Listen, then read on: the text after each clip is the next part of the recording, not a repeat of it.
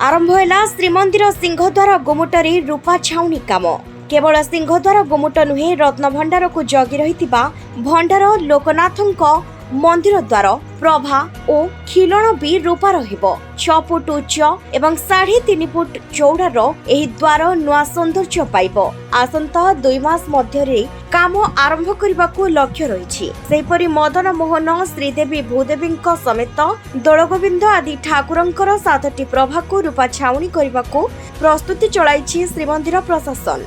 रूपा छाउनी काम को सब महल रे स्वागत करा जाइछि। सिंहद्वार भली अन्य 3 द्वार मध्य रूपा छाउनी करबाकू दाबी करिसंते सेवायत। सेपटे आउ दिन केइटा परे इंग्रजी नववर्ष एबेठू श्रीक्षेत्र रे लागिलाणी गहली चहली। हजार हजार भक्त और पर्यटक पुरी आसी नववर्ष मनाइबाकू प्रस्तुति करिसंती। सेपटे भक्त माने किभली श्रृंखलित भावरे महाप्रभुଙ୍କୁ दर्शन करि परिबे सेथिपई पुरी पुलिस पक्षरु व्यापक प्रस्तुति होईछि।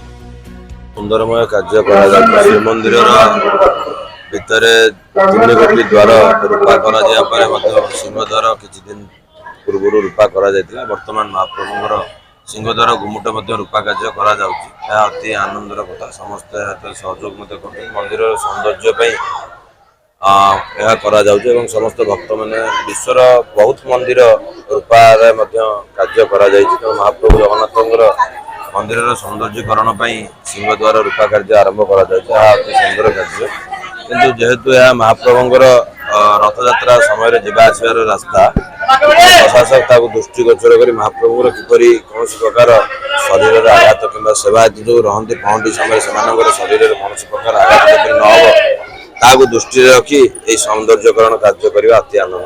मझे आम पढ़ुलु पेपर हुंडीर स्थानांतरित कर मंदिर प्रशासक राज्य सरकार को आवेदन कर रखा जहाँकि महाप्रभु जो भक्त माने दान दौरान किपरि ठीक भाव में हुंडी जापर समस्त जगह आदाय करा महाप्रभु मंदिर अर्थ किपरि सुदृढ़ करा समस्त सजग रहा दरकार।